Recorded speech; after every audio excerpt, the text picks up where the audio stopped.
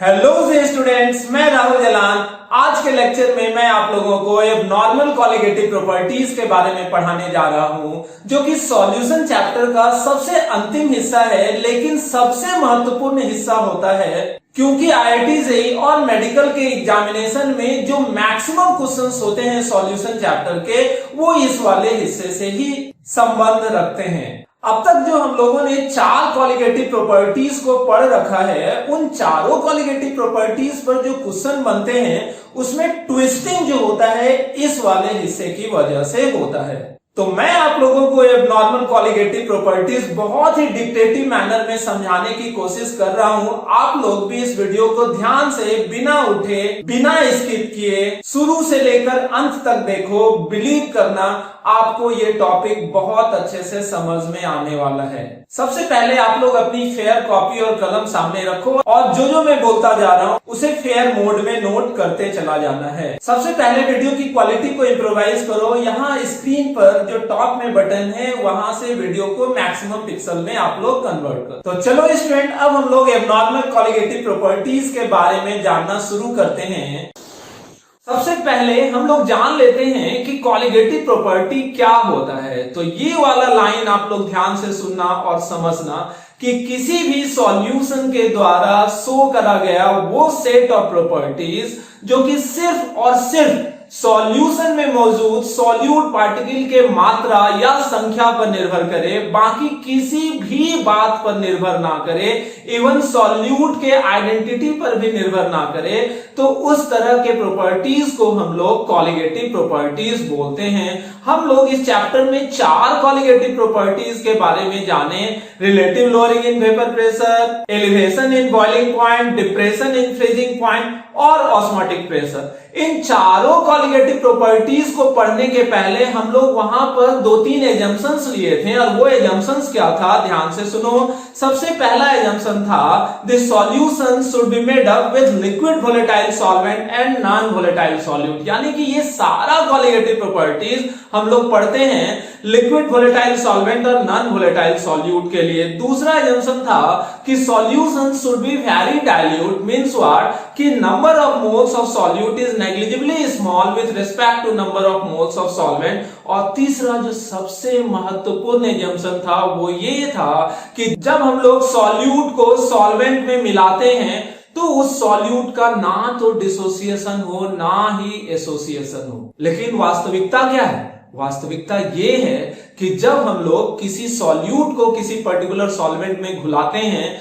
तो देखा जाता है कि कुछ कुछ सॉल्यूट या तो डिसोसिएट हो जाता है या कभी कभी एसोसिएट हो जाता है, और इस डिसोसिएशन और या एसोसिएशन के वजह से number of solute present in this solution will differ. That's why the value of colligative properties also differ, which is the reason of abnormal colligative property. Do you understand? मैंने यहां पर क्या बताया कि हम लोग एज्यूम करते थे इन सारे कॉलिगेटिव प्रॉपर्टीज को पढ़ने के दौरान कि सॉल्यूट पार्टिकल को जब हम लोग किसी सॉल्वेंट में घुलाते हैं तो उस सॉल्यूट का ना तो डिसोसिएशन होता है ना ही एसोसिएशन होता है। लेकिन वास्तविकता यह है कि जब कभी भी किसी सॉल्यूट को हम लोग किसी पर्टिकुलर सॉल्वेंट में घुलाते हैं तो उसका डिसोसिएशन या एसोसिएशन हो सकता है, और डिसोसिएशन या एसोसिएशन के वजह से number of solute particle in the solution will differ. That's why we observe variation in colligative properties which is called abnormal colligative property. Is it or not? तो सबसे पहले आप लोग हेडिंग देके लिखो abnormal colligative property. Abnormal colligative properties heading देके आप लोग नीचे लिखो पॉइंट पॉइंट करके, all the above colligative properties are studied, all the above colligative properties are studied on the basis of some assumptions,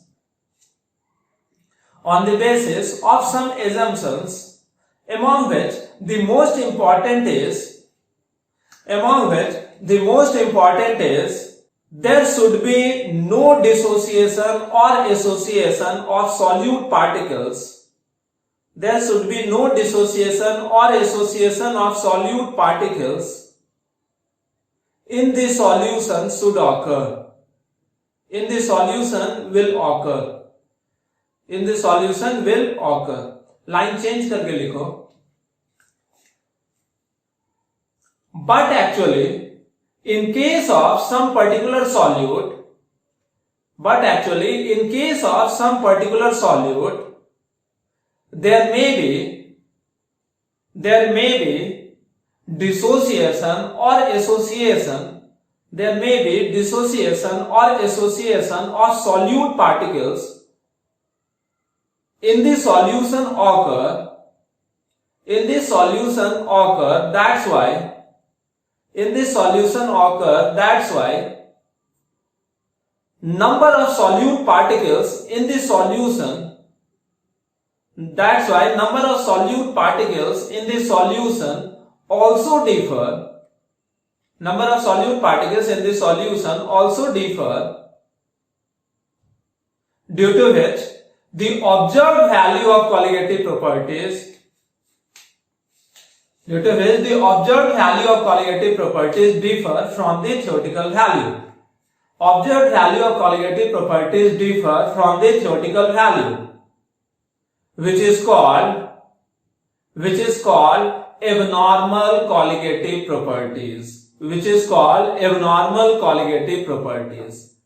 full stop के बाद line change करके आप लोग लिखो, लाइन चेंज करके लिखना.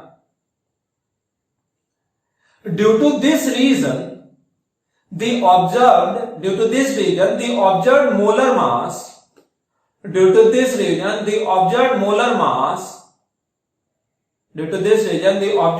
mass of the solute also differ from the normal molar mass, which is called abnormal molar mass of the solute, which is called abnormal molar mass of the solute. यानी कि ये जो dissociation और association हो जाता है, जो कि नहीं होना चाहिए था, लेकिन वास्तव में अगर होता है तो उस डिसोसिएशन या एसोसिएशन के वजह से चूंकि number of particle in the solution बदल जाता है, क्योंकि वो ये नहीं देखता है कॉलिगेटिव प्रॉपर्टी कि क्या है, वो देखता है सिर्फ कितना है नंबर ऑफ पार्टिकल, और डिसोसिएशन या एसोसिएशन के बाद नंबर ऑफ पार्टिकल चूंकि डिफर करता है तो कॉलिगेटिव प्रॉपर्टीज का वैल्यू भी बदलता है, और molar mass inversely proportional to colligative property, इस वजह से molar mass of the solute जो हम लोग ऑब्जर्व करते हैं वो भी बदल जाता है, जिसको कि हम लोग नाम देते हैं abnormal molar mass of the solute. अब इसको बारीकी से अलग अलग हम लोग डिसोसिएशन के लिए पढ़ते हैं और एसोसिएशन के लिए पढ़ते हैं. ओके स्टूडेंट, सबसे पहले आप लोग हेडिंग देके लिखो इन केस ऑफ डिसोसिएशन, हेडिंग देके लिखना इन केस ऑफ डिसोसिएशन. अब ध्यान से देखना और समझना. आप लोग देखो, जैसे कि हम लोग NaCl को देखते हैं, NaCl को जैसे आप लोग पानी में डालोगे तो NaCl जो है ये टूटेगा Na+ और Cl- में, टूटेगा या नहीं. इसी तरह से अगर और किसी को हम लोग देखें, CaCl2 को अगर पानी में डुलाएं तो ये Ca2+ और 2Cl- में टूटेगा. इसी तरह से Na2SO4 को अगर पानी में घुलाते हैं तो ये क्या चीज में टूटेगा, ट्वाइस ऑफ Na+ और SO4 2- में टूटेगा. इसी तरह से अगर हम लोग कुछ और भी देखें, Al2SO4 इसको पानी में डालते हैं तो ट्वाइस ऑफ Al3+ 3SO4 2- में टूटता है. जैसे कि अगर हम लोग देखें Mg3PO4 ये भी टूटेगा 3Mg2+ और प्लस ट्वाइस ऑफ PO4 3-. इसी तरह और भी है K4FeCN6, इसको अगर आप लोग तोड़ो तो ये 4K+ FeCN6 4- ये कोऑर्डिनेशन कंपाउंड कहलाता है. 12th में ही अपने को पढ़ना है कोऑर्डिनेशन कंपाउंड नाम से एक चैप्टर, तो वहां पर हम लोग इसको देख लेंगे. इसी तरह से और भी हो सकता है, जैसे K3FeCN6 भी हो सकता था. अगर ये रहेगा तो ये टूटेगा कैसे, 3K+ और प्लस FeCN6 3-. ये सारा का सारा सॉल्यूट जो हम लोग यहाँ पर देख रहे हैं, ये सारे के सारे सॉल्यूट इलेक्ट्रोलाइट कहलाते हैं. किसको बोलते हैं electrolyte? That upon dissolution in water get dissociated into respective ions, means cation और एनायन. यहाँ पर हम एक टर्म इस्तेमाल कर रहे हैं दैट इज M. ये M जो है ये मोलरिटी या मास को रिप्रेजेंट नहीं कर रहा है। ये m जो है ये मोललिटी या मास को रिप्रेजेंट नहीं कर रहा है। ये एक नया चीज है आप लोगों के लिए, उसको आप लोग ध्यान से समझना, मामूली सा चीज है। और वो मामूली सा चीज है जैसे NaCl को अगर आप पानी में डालें तो एक NaCl कितने आयन में टूट जाता है? 2। तो यहां पर हो गया 2, यानी कि एक मॉलिक्यूल जो है इलेक्ट्रोलाइट का या सॉल्यूट का वो कितना पीस में टूटता है, कितने आयंस में टूटता है, वही m रिप्रेजेंट कर रहा है। जैसे CaCl2 का एक मॉलिक्यूल पानी में जाके कितना मॉलिक्यूल आयन में टूट जाता है? 1 और 2, कितना हुआ? 3। समझ रहे हो आप लोग? ये Na2SO4 को पानी में डालते हो तो 2 को Na+ देता है, 1 SO4 2- देता है, तो टोटल नंबर ऑफ आयंस कितने हो गए स्टूडेंट? 3। यहाँ Al2SO4O3 को अगर आप पानी में डालते हो तो ट्वाइस ऑफ Al3+ और 3 SO4 2-, तो 2 और 3 कितने हो गए? 5। ये Mg2PO4 जो है ये क्या होगा? 3 Mg2+ और 2 PO4 3- देता है, तो मतलब कुल मिला के कितने आयंस दिए? ये 5। K4FeCN6 जो है ये पानी में टूटेगा तो क्या देगा? 4K+ और FeCN6 मतलब 4 और 1, इसको 1 काउंट करेंगे तो 4 और 1 5 आयन दे रहा है। ये कितना आयन दे रहा है? 3K+ और 1, ये पूरा एक आयन। 3 और 1 कितने हो गए स्टूडेंट? 4। तो ये जो है ये क्या चीज रिप्रेजेंट कर रहा है? तो ये नंबर ऑफ आयंस को रिप्रेजेंट कर रहा है। ओके स्टूडेंट, तो आप लोग भूलना नहीं कि पढ़ क्या रहे हैं, हम लोग डिसोसिएशन देख रहे हैं कि जब हम लोग किसी भी सॉल्यूट को पानी में डालते हैं और मान लेते हैं वो डिसोसिएट हो गया। अब ध्यान से देखो, अब NaCl का एग्जांपल ले रहे हैं। ये कोई सॉल्यूशन हम लोग तैयार कर रहे हैं NaCl का, ठीक है। अगर नॉर्मल कॉलिगेटिव प्रॉपर्टी की बात करें और इस यहां पर हम लोग मान लेते हैं 10 मॉलिक्यूल डाल दिए NaCl का, तो पानी में जब NaCl जाएगा तो 1 2 3 4 5 6 7 8 9 10, यानी कि सॉल्यूट की संख्या कितनी होगी? अगर डिसोसिएशन ना हो तो आप ध्यान देके बोलो कि सॉल्यूट की संख्या 10 ही होगी। अगर 10 NaCl मॉलिक्यूल को मान लो हम लोग सॉल्वेंट में डालें और उसका डिसोसिएशन नहीं हो, क्योंकि हम लोग कॉलिगेटिव प्रॉपर्टी शुरू में पढ़े थे इसी जंक्शन के साथ कि there should be no dissociation और एसोसिएशन विल ऑकर। अगर डिसोसिएशन एसोसिएशन ना हो तो सॉल्यूट को जैसे हम लोग पानी में डालें तो 10 मॉलिक्यूल ही रहेगा, या और colligative property is directly proportional to number of solute particle. तो कॉलिगेटिव प्रॉपर्टी जो हम लोग ऑब्जर्व करेंगे वो 10 मॉलिक्यूल के अनुसार होगा। लेकिन रियलिटी क्या है? रियलिटी ये है कि जब हम लोग सॉल्यूशन बनाते हैं 10 मॉलिक्यूल NaCl डाल के 10 मॉलिक्यूल NaCl का डालें 10। अब बताओ तो हर एक मॉलिक्यूल कितने पीस में टूट जाता है? 2। यानी कि एक NaCl डालें, मॉलिक्यूल डालें 1, लेकिन वो टूट गया कितने चीज में? 2, Na+ में और Cl-। तो हर एक 10 मॉलिक्यूल अगर टूट जाए 1 2 3 4 5 6 7 8 9 10 11 12 13 14 15 16 17 18 19 20 हो जाएगा। एक मॉलिक्यूल 2 आयन दे रहा है तो 10 NaCl पानी में जाएगा तो टूट के हर एक 2 में टूट गया, तो बताओ तो कितना हो जाएगा? 20। तो अब जो ऑब्जर्व कॉलिगेटिव प्रॉपर्टी है वो 10 के अकॉर्डिंग होगा कि 20 के अकॉर्डिंग? वो 20 के अकॉर्डिंग होगा। क्यों? क्योंकि आप लोगों को बार बार मैं यही समझाना चाह रहा हूं, जो पहला डेफिनेशन था जब हम लोग पढ़ना शुरू किए थे कॉलिगेटिव प्रॉपर्टी, तो उसका पहला डेफिनेशन ही ये लिखवाए थे कि किसी भी सॉल्यूशन के द्वारा शो किया गया वैसा सेट ऑफ प्रॉपर्टी जो कि सिर्फ और सिर्फ इस बात पर निर्भर करता है कि उस सॉल्यूशन में कितने पार्टिकल्स हैं, इस बात पर बिल्कुल भी निर्भर नहीं करता है कि वो पार्टिकल क्या है। यानी कि कॉलिगेटिव प्रॉपर्टी के लिए ये जरूरी नहीं है कि वो NaCl है कि Na+ है कि Cl-, वो सिर्फ गिनती करता है कि वो पार्टिकल्स जो हैं वो कितने हैं, क्या है, इसे कोई लेना देना नहीं है। तो वही हम यहां पर बता रहे थे। नॉर्मल कॉलिगेटिव प्रॉपर्टी कब होता है? जब डिसोसिएशन ना हुआ। तो जैसे मान लेते हैं, ऐसा होता नहीं है, मान लेते हैं कि NaCl को पानी में डालें 10 मॉलिक्यूल NaCl और उसका डिसोसिएशन ना हुआ हो तो 10 मॉलिक्यूल डालेंगे तो 10 ही रहेगा। कॉलिगेटिव प्रॉपर्टी भी 10 के अनुसार होगा, पार्टिकल भी 10 ही रहेगा ना जी। लेकिन जब हम लोग 10 NaCl को पानी में डालें और 10 मान लो 2 में टूट गया तो पार्टिकल कितना होगा? वो ये नहीं गिनता है कि NaCl है कि Na+ है कि Cl-, वो बार बार बोल रहा हूं गिनता है कितना पीस है। तो कितना हो जाएगा? 10 जो है 2 में टूट जाएगा तो 20 हो जाएगा। तो कॉलिगेटिव प्रॉपर्टी का डेफिनेशन क्या होता है? जो सिर्फ संख्या पर निर्भर करे। तो संख्या कितना है? 20। तो कॉलिगेटिव प्रॉपर्टी 20 के अनुसार होगा, यानी colligative property directly proportional to number of particle. तो बताओ, तो अगर नहीं टूटता तो यदि कॉलिगेटिव प्रॉपर्टी का वैल्यू 10 रहता तो टूटने के बाद हम लोग कितना ऑब्जर्व करेंगे भैया? 20। तो बताओ तो अंतर आया या नहीं आया? आया। अब एक बात और, यहां पर हम क्या बता रहे हैं, यहां तो हम कंप्लीट डिसोसिएशन दिखा दिए ना। यदि मान लो 10 मॉलिक्यूल डालें और एक भी नहीं टूटा तो कॉलिगेटिव प्रॉपर्टी 10 के अनुसार होगा। ध्यान से, एकदम ध्यान से। यदि 10 डालें, 9 नहीं टूटा, 9 नहीं टूटा, एक टूट गया, तो बताओ तो पार्टिकल की गिनती कितनी हो गई होगी? 10 डाले, 9 नहीं टूटा, तो 9 तो एज इट इज रह गया, और एक जो है टूट के 2 पीस में कन्वर्ट हो गया, तो 9 2 कितना हो गया बच्चों? 11। 9 2 11 मत हो जाना देखते देखते, पागल होते जाना कि 9 2 11। आप ही बोले सर हम लोग बंद करके 9 2 11 हो गया, ऐसा नहीं।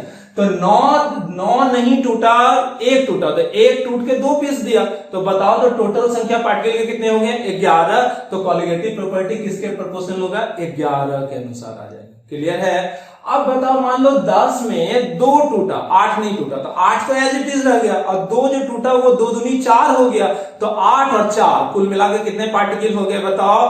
12। तो कॉलिगेटिव प्रॉपर्टी 12 के अनुसार होगा। यदि मान लो 3 टूटा तो क्या होगा? 7 नहीं टूटा, तो 7 पार्टिकल उधर हुआ, और 3 जो टूटा वो 1 पीस 2 पीस दिया, तो 3 दूनी 6, तो 7 और 6 कितने हो गए स्टूडेंट? 13। तो कॉलिगेटिव प्रॉपर्टी 13 के अनुसार। इस तरह का कितना पॉसिबिलिटी हो सकता है?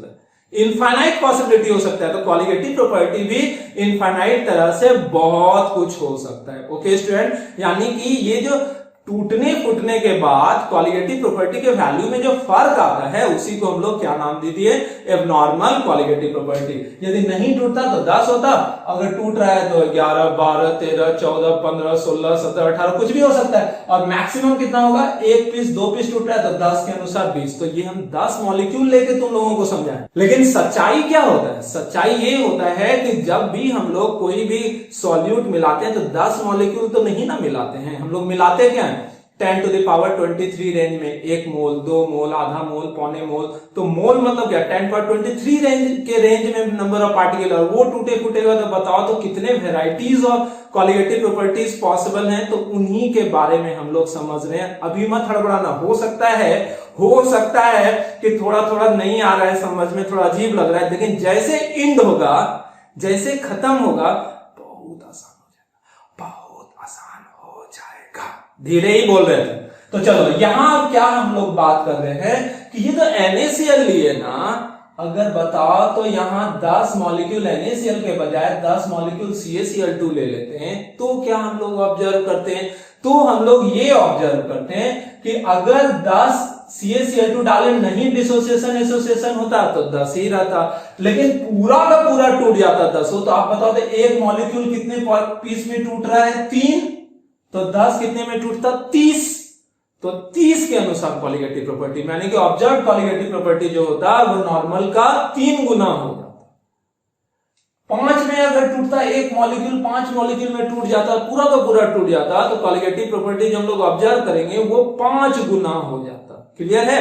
तो चलो हम एक एक करके लिखवा रहे हैं, तुम लोग लिखोगे ना तो ही बेहतर समझ पाओगे। चलो यहां करते हैं। हेडिंग तो आप लोग दिए हुए थे कि इन केस ऑफ डिसोसिएशन, तो वहां पर सबसे पहले आप लोगों को इतना लिखना है कि जैसे कि कुछ कुछ सॉल्यूट को हम पानी में मिलाते हैं तो वो डिसोसिएट होता है। ये क्या है? यहां पर आप लोग लिख देना, ये m is here m is equals to number of particles या ions obtained after dissociation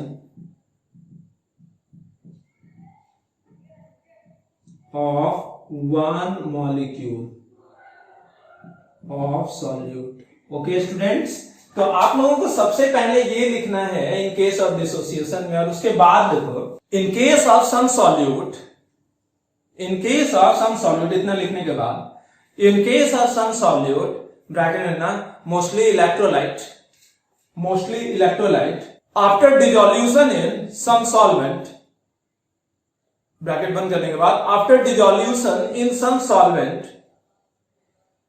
after dissolution in some solvent, their dissociation will occur, their dissociation may occur, will के जगह may लिखो, their dissociation may occur due to which due to which, अब नीचे baby dot करके लिखना, number of particles, number of solute particles in the solution increases, number of solute particles in the solution increases, दूसरा baby dot, so that the observed value of colligative property, so that the observed value of colligative property, bracket में लिखना abnormal colligative property, bracket में abnormal colligative property, bracket बंद करो, increases, increases, increases, तीसरा baby dot करके लिखो, so that observed molar mass of the solute,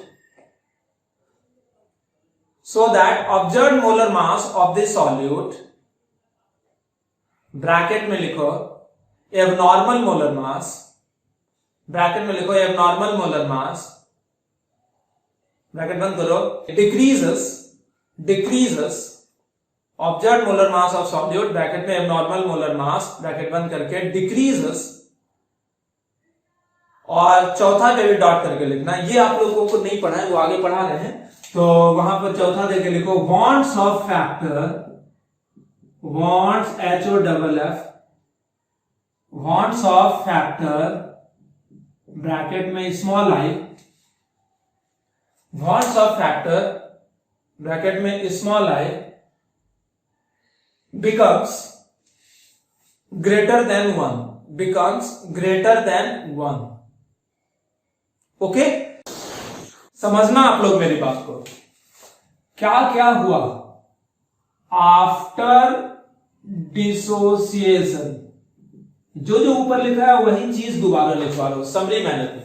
after dissociation जैसे टूट फूट होगा, आप ही देखे NaCl था, एक पीस टूटकर 2 पीस बन गया, CaCl2 एक पीस टूटकर 3 पीस बन गया, तो बताओ तो गिनती जो है, गिनती क्या है, मतलब नहीं है, संख्या ऑफ पार्टिकल बढ़ रहा है कि घट रहा है, बढ़ रहा है, number of solute particles, number of solute particles increases, सही है कि नहीं, नंबर ऑफ सॉल्यूट पार्टिकल बढ़ जाएगा। अब बताओ, चूंकि colligative property is directly proportional to number of solute particles, is it or not, चूंकि नंबर ऑफ कॉलिगेटिव प्रॉपर्टी जो होते हैं चारों के चारों कॉलिगेटिव प्रॉपर्टी वो नंबर ऑफ सॉल्यूट पार्टिकल्स के डायरेक्टली प्रोपोर्शनल है, इस वजह से नंबर ऑफ सॉल्यूट पार्टिकल अगर बढ़ेगा भैया तो कॉलिगेटिव प्रॉपर्टी बढ़ेगा कि घटेगा, ऑब्जर्व कॉलिगेटिव प्रॉपर्टी जो हम लोग ऑब्जर्व करेंगे, observe colligative property increases, is it or not. अब आप बताओ कि हर जगह हम लोग देख रहे थे determination of molar mass of unknown solute, हर एक टॉपिक में लिखवाए थे ना, तो वहां molar mass of solute is inversely proportional to किसके, कॉलिगेटिव प्रॉपर्टी के, कि जितने भी कॉलिगेटिव प्रॉपर्टी है किसी के भी रेस्पेक्ट में अगर मोलर मास ऑफ सॉल्यूट हम लोग देखेंगे तो वो हमेशा इनवर्सली प्रोपोर्शनल होता है। तो वाजिब है अगर कॉलिगेटिव प्रॉपर्टी की वैल्यू बढ़ रही है तो मोलर मास बढ़ेगी या घटेगी, observed molar mass of solute will decreases, okay. और ये सारा कुछ हम लोग विजुलाइज भी कर सकते हैं। और यहां पर देखो, चूंकि आई ये हम लोग बाद में देखेंगे, वॉन्ट्स ऑफ फैक्टर होता है जो है M normal minus M observe, means what कि ऑब्जर्व नॉर्मल मोलर मास बटे ऑब्जर्व मोलर मास के बराबर होता है। इस वजह से क्या हो जाएगा, van't Hoff factor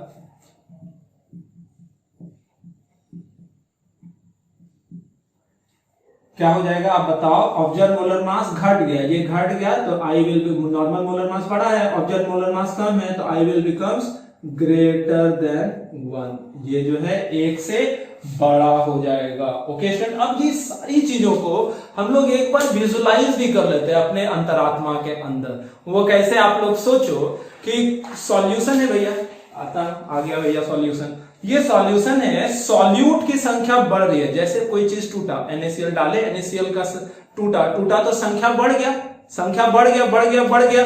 colligative property तो सिर्फ संख्या पर निर्भर करता है, नहीं टूटता तो संख्या कम होता, टूटने के बाद संख्या बढ़ गया पार्टिकल का, तो बताओ तो कॉलिगेटिव प्रॉपर्टी बढ़ेगा कि घटेगा? बढ़ेगा, क्योंकि कॉलिगेटिव प्रॉपर्टी सिर्फ संख्या पर निर्भर करता है। तो संख्या बढ़ा इसलिए कॉलिगेटिव प्रॉपर्टी भी भैया बढ़ गया। ओके, अब मोलर मास की बात करते हैं। आप ही लोग बताओ, जैसे NaCl एक बड़ा सा टुकड़ा है, उसका मोलर मास है 58.5 ग्राम। अब NaCl टूटकर 2 पीस में हो गया, एक बड़ा टुकड़ा था और ये बड़ा टुकड़ा टूट के 2 पीस हो गया। तो बताओ तो अब इसका वजन बढ़ गया होगा कि घट गया होगा? अरे भैया घटा ही तो होगा, कि जैसे पूरा का मोलर मास 58.5 था, अब टूट के हाफ हो गया, तो ऑब्वियस सी बात है 29.25 ग्राम हो गया होगा। यानी कि ये तब की बात कर रहे हैं जब कंप्लीट डिसोसिएशन, क्योंकि जब हम पढ़ाना शुरू किए थे तो वहां पर हम बताए थे बहुत सारी पॉसिबिलिटीज हो सकती है, 1 पीस टूटे, 2 पीस टूटे, 3 पीस टूटे, लेकिन ये सारी बातें हम लोग कर रहे हैं अगर कंप्लीट डिसोसिएशन हो या पार्शियल डिसोसिएशन भी हो तो क्या होगा? संख्या बढ़ेगा तो कॉलिगेटिव प्रॉपर्टी का वैल्यू बढ़ा। टूटेगा तो अब बताओ कोई भी चीज टूट गया, डिसोसिएशन का केस देख रहे हैं, टूट गया तो वाजिब मोलर मास बढ़ जाएगा भैया कि घट जाएगा? घट जाएगा। जैसे कि नॉर्मल मोलर मास NaCl का कितना होता है? 58.5, टूटने के बाद आधा हो गया तो ऑब्वियस सी बात है 29.25 ग्राम हो गया होगा। बढ़ गया ऑब्जर्व मोलर मास की घट गया? ऑब्जर्व मोलर मास घट गया। और ये बाद में बताएंगे कि वॉन्ट्स ऑफ फैक्टर एक्चुअली होता है normal molar mass divided bye observe molar मास। तो जैसे NaCl है ना, NaCl का नॉर्मल मोलर मास तो 58.25 और टूटने के बाद ऑब्जर्व मोलर मास 29.25, तो बताओ तो ये 58.5 divided by 29.25, this will becomes more than 1 और ग्रेटर देन 1। अरे भैया एक हुआ अंग्रेजी में, मोर देन 1 और ग्रेटर देन 1 एक होता नहीं, तो इसलिए बॉन्ड्स ऑफ फैक्टर जो है ये 1 से बड़ा होगा। डिसोसिएशन के केस में आप लोगों को समझना ही पड़ेगा। यहां तक लिखना है और यहां तक लिखने के बाद आप लोग लिखो हेडिंग देके इन केस ऑफ एसोसिएशन। यहां पर भी हम लोग कुछ एग्जांपल के साथ शुरुआत करते हैं। जैसे कि हम लोग देखते हैं बेंजोइक एसिड को। ओके, बेंजोइक एसिड को जब हम लोग बेंजीन जैसे सॉल्वेंट में डालते हैं, जैसे twice of C6H5COOH, this is benzoic acid. तो हम लोग क्या पाते हैं कि ये बेंजोइक एसिड का 2 मॉलिक्यूल आपस में जुड़कर एक हो जाता है, C6H5COOH whole 2। This is what? This is dimer of benzoic acid. Okay, और ये डाइमर एक्चुअली बनता है कैसे? ये डाइमर बनता है 2 इंटरमॉलिक्यूलर हाइड्रोजन बॉन्ड के बाद। जैसे कि एक C6H5COOH का स्ट्रक्चर हम लोग यहां ड्रॉ कर रहे हैं, C6H5COOH, ये है HOC डबल बॉन्ड O, ये दूसरा मॉलिक्यूल है। ओके, ये C6H5COOH है, ये भी C6H5COOH है। यहां पर माइनस है, यहां पे प्लस है, यहां प्लस है, यहां माइनस है। अब इस प्लस और माइनस के बीच आप देखो एक इंटरमॉलिक्यूलर हाइड्रोजन बॉन्ड बन रहा है कि नहीं बन रहा है? ये जो है ये है क्या? This is not intramolecular hydrogen bond. बहुत लोग कंफ्यूज हो जाता है, इंट्रामॉलिक्यूलर हाइड्रोजन बॉन्ड सेम ही मॉलिक्यूल के अंदर हाइड्रोजन बॉन्ड बनने की वजह से होता है। ये अलग मॉलिक्यूल है, ये वाला अगर हम लोग हाइड्रोजन बॉन्ड हटा दें तो आप लोग गौर करोगे ये मॉलिक्यूल अलग था, वो अलग था। 2 अलग अलग मॉलिक्यूल के बीच चूंकि हाइड्रोजन बॉन्ड बन रहा है, इस वजह से this is not intra, this is intermolecular hydrogen bond. और इंटरमॉलिक्यूलर हाइड्रोजन के बॉन्ड बनाकर ये 2 मॉलिक्यूल एक हो जाता है, 2 मॉलिक्यूल एक हो गया और यही एसोसिएशन हुआ ना। और यहां पर भी जो हम एक टर्म इस्तेमाल करते हैं that is M.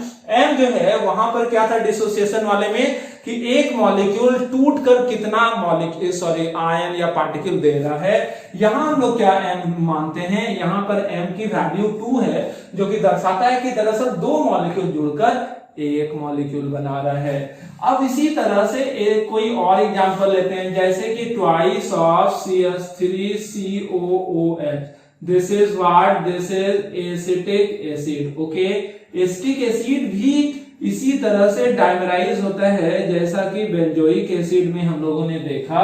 2 molecule acetic acid का आपस में जुड़कर क्या बना लेता है? Dimer of, this is what? Dimer of acetic acid. Okay, और यहां पर भी एम की वैल्यू कितनी है? 2। क्यों? क्योंकि 2 मॉलिक्यूल जुड़कर एक हो जा रहा है। और ये भी हम लोग यहां पर गौर से देखें तो इसका भी अगर हम लोग स्ट्रक्चर निकालना या लिखना चाहें तो लिख सकते हैं COOH, और ये दूसरा मॉलिक्यूल है HOC, और ये CH3। ओके, तो यहां पर डेल माइनस है, यहां पर डेल प्लस है, यहां डेल प्लस है, डेल माइनस है, प्लस और माइनस, यहां पर बॉन्ड बना लिया। और ये जो बना है ये कौन सा बॉन्ड है बच्चों? This is actually intermolecular hydrogen bond. Okay, तो ये एसोसिएशन का एग्जांपल है। ये क्या एग्जांपल है? जब हम लोग कॉलिगेटिव प्रॉपर्टी पढ़ना शुरू किया, तो बार बार इस बात को इसलिए दोहरा रहा हूं क्योंकि क्रिस्टल क्लियर आपको समझ में आना चाहिए। बेसिक्स ही बेसिक होता है किसी भी चीज को बेहतर तरीके से अपने दिमाग में और खून की कोशिकाओं में डालने के लिए। तो बेसिक्स इसलिए बार बार बोलता हूं कि कॉलिगेटिव प्रॉपर्टी जो हम लोग पढ़ना शुरू किए थे वो इस बात को एज्यूम करके कि there should be no dissociation और association of solute particle in the resulting solution. पिछले वाले केस में हम लोगों ने देखा कि जब कुछ पर्टिकुलर सॉल्यूट को पानी में डालते हैं या किसी डेफिनेट सॉल्वेंट में डालते हैं तो वो सॉल्यूट डिसोसिएट होकर नंबर ऑफ पार्टिकल्स बढ़ा देता है सॉल्यूशन में, जिस वजह से कॉलिगेटिव प्रॉपर्टी जो हम लोग ऑब्जर्व करते हैं वो भी बढ़ जाता है, लेकिन ऑब्जर्व मोलर मास घट जाता है और बॉन्ड्स और फैक्टर 1 से बड़ा होता है। अब यहाँ एसोसिएशन में आते हैं। एसोसिएशन में क्या होता है कि कुछ पर्टिकुलर सॉल्यूट को जब सम डिफरेंट सॉल्वेंट में हम लोग घुलाते हैं तो इस तरह का सॉल्यूट कभी कभी आपस में जुड़ भी सकता था। तो जुड़ गया मतलब 2 पीस जुड़कर 1 पीस हो गया, इसी को तो भैया एसोसिएशन बोलेंगे। तो एसोसिएशन के बाद होगा क्या? सोचो सोचो सोचो सोचो कि जैसे कि मान लेते हैं, पहले नॉर्मल की बात करते हैं, यदि ये बेंजोइक एसिड है, ये 10 molecule 10 molecules of benzoic acid हम लोग इस सॉल्वेंट में डाल दिए, और हम लोग बात कर रहे हैं नॉर्मल कॉलिगेटिव प्रॉपर्टी की। ये नेशनल कांग्रेस पार्टी नहीं होगा, ये नॉर्मल कॉलिगेटिव प्रॉपर्टी है। नॉर्मल कॉलिगेटिव प्रॉपर्टी कहने का मतलब कि नो डिसोसिएशन एसोसिएशन। तो जैसे 10 मॉलिक्यूल बेंजोइक एसिड का डाले, नॉर्मल कहने का मतलब डिसोसिएशन एसोसिएशन नहीं हो रहा है, तो हम लोग को सॉल्यूशन में कितना सॉल्यूट पार्टिकल नजर आएगा?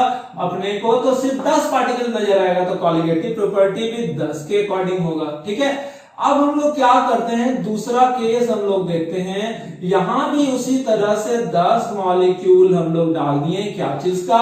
बेंजोइक एसिड का। तो ऑब्जर्व कॉलिगेटिव प्रॉपर्टी जो होगा वो ऑब्जर्व कॉलिगेटिव प्रॉपर्टी कितना होगा अगर एसोसिएशन हुआ? तो सेकंड वाले केस में एसोसिएशन हम लोग सोचते हैं हुआ, इसमें मान लिए नहीं हुआ, जो कि रियल में नहीं होता। रियलिटी है कि जैसे बेंजीन जैसे सॉल्वेंट में बेंजोइक एसिड डालोगे तो ये एसोसिएट होगा। तो एसोसिएट कैसे? 2 मॉलिक्यूल जुड़कर 1 हो जाता है। तो जहां 10 मॉलिक्यूल था, 10 मॉलिक्यूल में 2-2 पीस जुड़कर 1 अगर हो जाए तो 10 मॉलिक्यूल कितने में कन्वर्ट हो जाएगा बच्चों? 5 में कन्वर्ट हो जाएगा। होगा कि नहीं?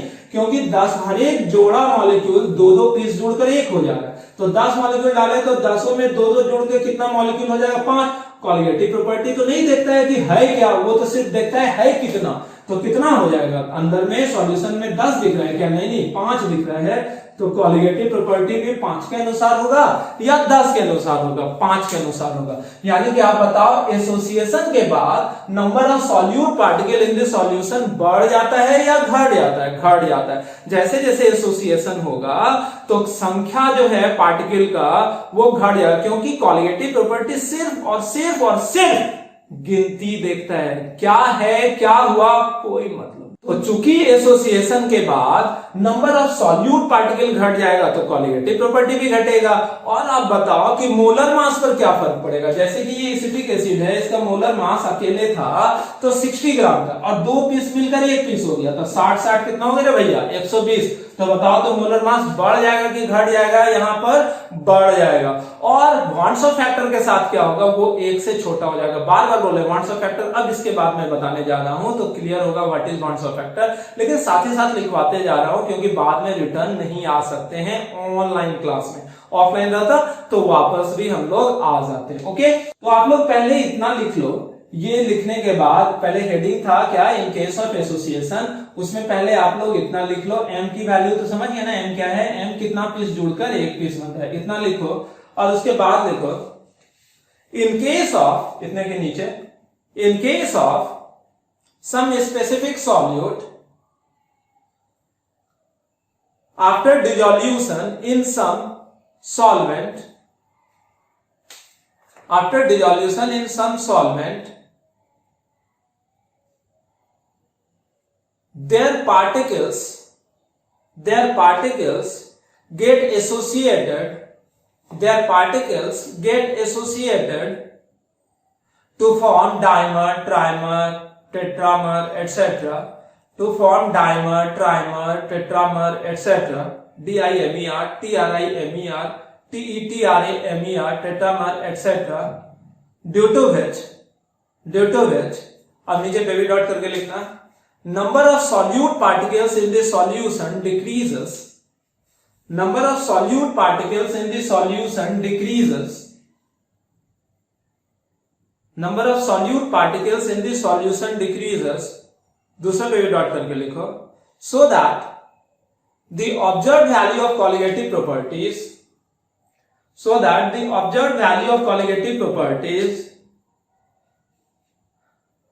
ब्रैकेट में लिखना है एबनॉर्मल कॉलिगेटिव प्रॉपर्टी, ब्रैकेट बंद करो, ब्रैकेट में एबनॉर्मल कॉलिगेटिव प्रॉपर्टी, ब्रैकेट बंद करो, डिक्रीजेस, तीसरा पे डॉट करके लिखना, so that observed molar mass of solute,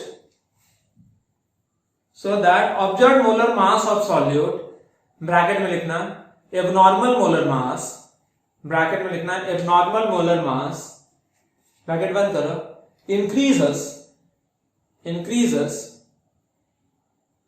और उसी के नीचे लिखना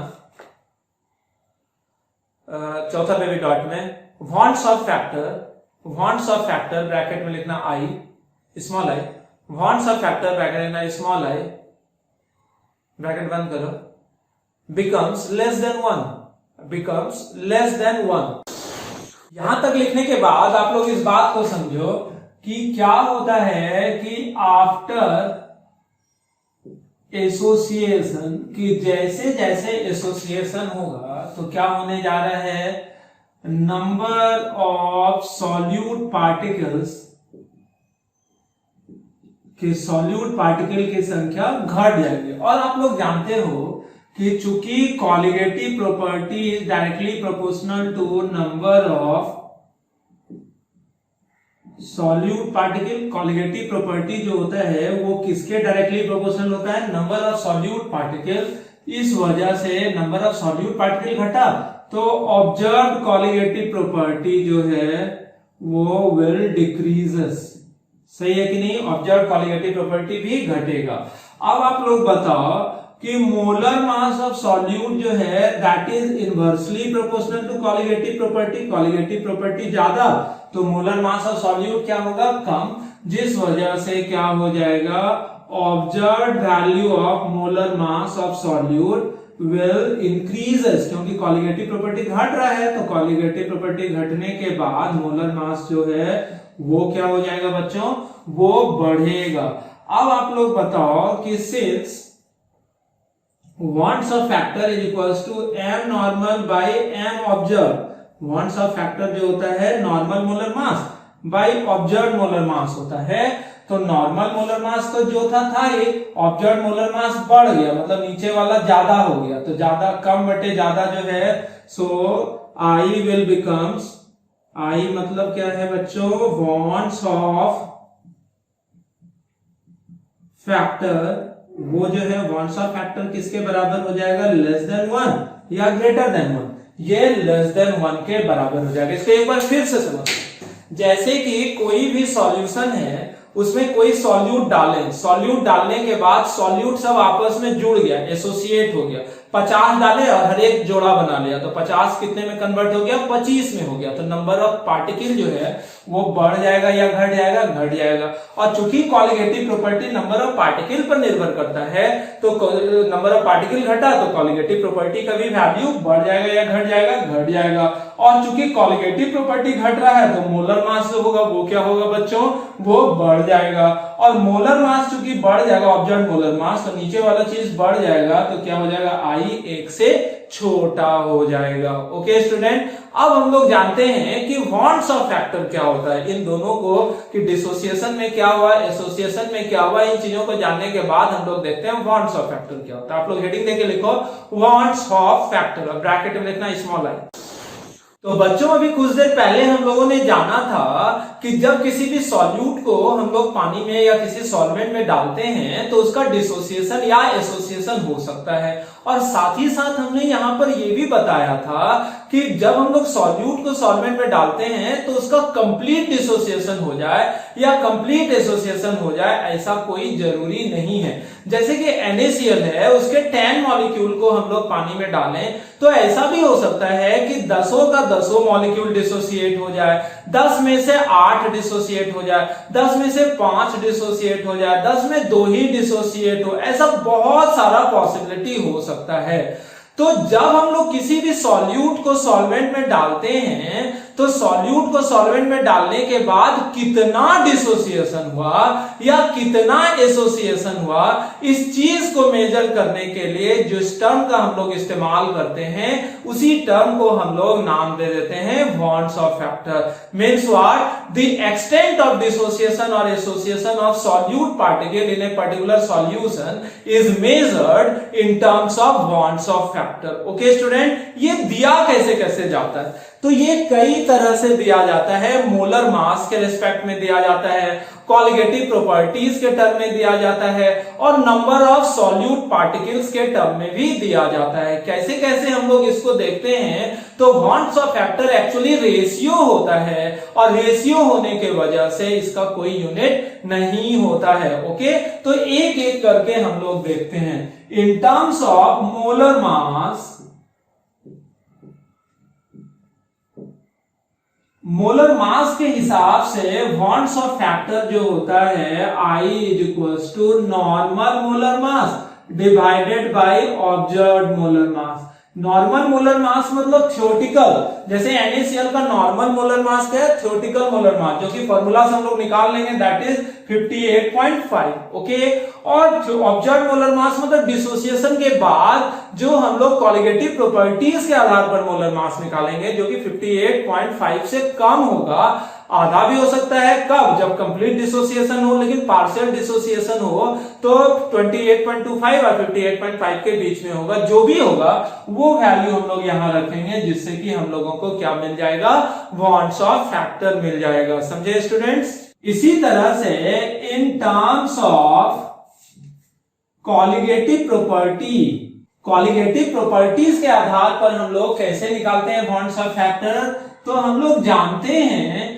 कि colligative property is inversely proportional to molar mass of solute. Is it or not, कि जैसे जैसे कॉलिगेटिव प्रॉपर्टी की वैल्यू ज्यादा, मोलर मास कम, और मोलर मास ज्यादा तो कॉलिगेटिव प्रॉपर्टी की वैल्यू कम। तो यहां पर इस फॉर्मूला में अगर आप देखो कि कॉलिगेटिव प्रॉपर्टी चूंकि मोलर मास के इनवर्सली प्रोपोर्शनल है, तो वॉन्ट्स ऑफ फैक्टर जो रेशियो होगा वो क्या होगा, नॉर्मल चला जाएगा नीचे और ऑब्जर्व चला जाएगा ऊपर, मतलब observe colligative property divided by normal colligative property. Okay student, यहां पर हम लोग क्या पाएंगे कि वॉन्ट्स ऑफ फैक्टर जो होगा observe colligative property by normal, इसके रेसिप्रोकल को हम लोग यहां पर देख रहे हैं। नॉर्मल कॉलिगेटिव प्रॉपर्टी जो भी फॉर्मूला आप लोग देख चुके हो उन सारे फॉर्मूलाज की बात कर रहे हैं यहां पर। जैसे कि आप लोग देखो कि relative lowering in vapour pressure P0 minus P by P0, normal,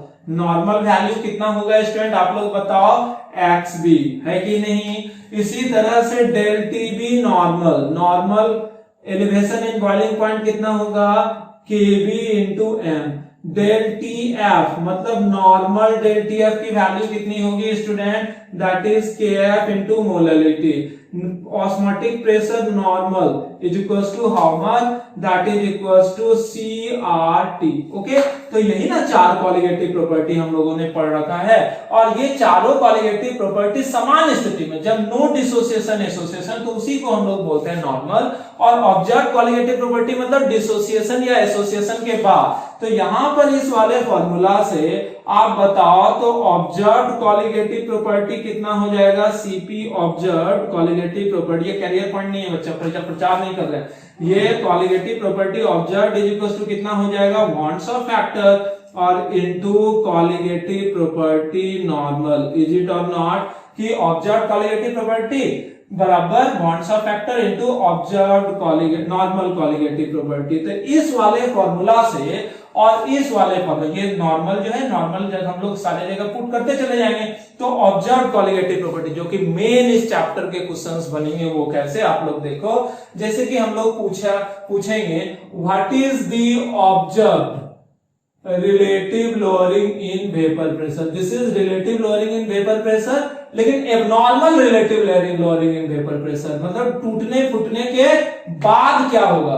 तो observe value of colligative property बराबर क्या होता है, आई मतलब वॉन्ट्स ऑफ फैक्टर और इनटू नॉर्मल कॉलिगेटिव प्रॉपर्टी। तो observe relative lowering in vapour pressure बराबर I into normal relative lowering in vapour pressure, और normal relative lowering in vapour pressure कितने के बराबर, XB के बराबर। तो ये फॉर्मूला शायद आप लोग समझ गए होंगे।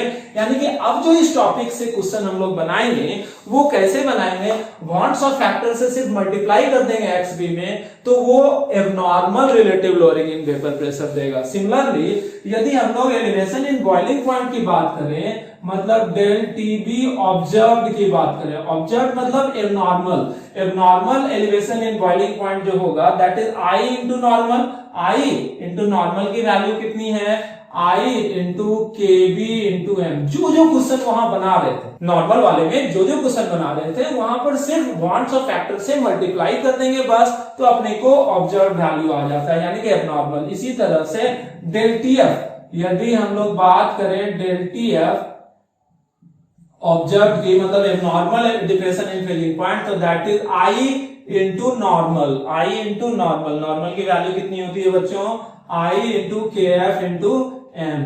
इसी तरह से ऑस्मोटिक प्रेशर की बात करें, observe value of osmotic pressure बराबर वॉन्ट्स ऑफ फैक्टर और into normal osmotic pressure, van't Hoff factor तो I into C R T. तो ये चार फॉर्मूला जो अपने को मिला, ये चारों है एबनॉर्मल कॉलिगेटिव प्रॉपर्टी का formula. This is what abnormal colligative property. तो सीखने को क्या मिला, सीखने को सिर्फ इतना ही मिला कि जो फॉर्मूला पिछले कॉलिगेटिव प्रॉपर्टीज को डिटरमाइन करने में हम लोग इस्तेमाल करते थे, उन सारे फॉर्मूलाज में सिर्फ वॉन्ट्स ऑफ फैक्टर से मल्टीप्लाई कर देंगे तो आ जाएगा। वो आया कैसे, वो आया यहां से। याद कैसे करते हैं वॉन्ट्स ऑफ फैक्टर का फॉर्मूला, एकदम बेसिक सा टेक्निक बताने जा रहा हूं, एकदम ध्यान रखना, किसी और को मत बताना, वीडियो वायरल भी नहीं करना है। और वो बेसिक टेक्निक ये है कि हम लोग अल्फाबेटिकली याद रखते हैं वॉन्ट्स ऑफ फैक्टर बराबर नॉर्मल बाय ऑब्जर्व। कंफ्यूजन क्या होता है, कहां ऑब्जर्व बटे नॉर्मल होगा कि नॉर्मल बटे ऑब्जर्व होगा। तो अल्फाबेट में पहले एन आता है कि पहले ओ आता है, पहले एन आता है, तो हम लोग वॉन्ट्स ऑफ फैक्टर बराबर नॉर्मल मोलर मास और डिवाइडेड बाय ऑब्जर्व, मतलब पहले एन रखते हैं, नीचे जो होता है न्यूमरेटर में एन और डिनोमिनेटर में ओ हम लोग रख लेते हैं। और दूसरा वाला बोलोगे सर उल्टी, यहां तो उल्टा हो गया, अरे भैया ये को याद करो, सभ्य में टेक्निक थोड़ा ना लगता है बेवकूफ, याद रखो। तो ये है वॉन्ट्स ऑफ फैक्टर बराबर नॉर्मल बाय ऑब्जर्व्ड है। तो अब जब हम लोग कॉलिगेटिव प्रॉपर्टी जानते हैं मोलर मास के इनवर्सली प्रोपोर्शनल है, तो यहाँ उल्टा कर दिए, मतलब observe colligative property by normal colligative property. Observe colligative property मतलब अपने को एबनॉर्मल कॉलिगेटिव प्रॉपर्टी जानना था, तो ऑब्जर्व मतलब एबनॉर्मल कॉलिगेटिव प्रॉपर्टी बराबर van't Hoff factor into normal, और नॉर्मल का वैल्यू तो अपने को पहले से पता है, सिर्फ हर एक जगह नॉर्मल का वैल्यू रखते चले गए, तो चारों कॉलिगेटिव प्रॉपर्टी का ऑब्जर्व वैल्यू भी अपने को मिल गया। लेकिन अभी खत्म नहीं हुआ, ये एक डॉट, दूसरा डॉट, अब तीसरा डॉट, तीसरा ये था इन terms of molar mass, in terms of colligative property है ये। और अब इन terms of number of particles, कि नंबर ऑफ पार्टिकल्स के हिसाब से क्या होगा। तो नंबर ऑफ पार्टिकल्स के हिसाब से अगर हम लोग देखें तो हम लोग जानते हैं colligative property number of solute particle के डायरेक्टली प्रोपोर्शनल होता है। अरे भैया शुरू दिन से तो वही डेफिनेशन 50 बार, सैकड़ों बार बोल चुके हैं कि कॉलिगेटिव प्रॉपर्टी जो होता है सिर्फ और सिर्फ सॉल्यूट पार्टिकल के संख्या पर निर्भर करता है। तो क्या हम लोग जानते हैं कि colligative property is directly proportional to number of solute particles. समझ में आ रहा है या नहीं आ रहा है? आना ही है। Colligative property directly proportional to number of solute particle. और वॉन्ड्सॉफ फैक्टर होता क्या है? तो वॉन्ड्सॉफ फैक्टर जो होता है that is observed by normal, और ये चूंकि डायरेक्टली है तो colligative property observed by normal है, तो यहाँ नंबर ऑफ सॉल्यूट पार्टिकल्स भी ऑब्जर्व्ड बटे नॉर्मल। भैया सॉल्यूट पार्टिकल में क्या ऑब्जर्व क्या नॉर्मल? तो सॉल्यूट पार्टिकल नॉर्मल कहने का मतलब बिना डिसोसिएशन एसोसिएशन के सॉल्यूट पार्टिकल, और ऑब्जर्व में क्या मतलब एबनॉर्मल मतलब क्या? सॉल्यूट पार्टिकल का संख्या आफ्टर डिसोसिएशन एसोसिएशन। चूंकि colligative property number of solute particle के डायरेक्टली प्रोपोर्शनल है तो ऑब्जर्व वाला ऊपर रहेगा, नॉर्मल वाला नीचे रहेगा। तो ऑब्जर्व मतलब क्या?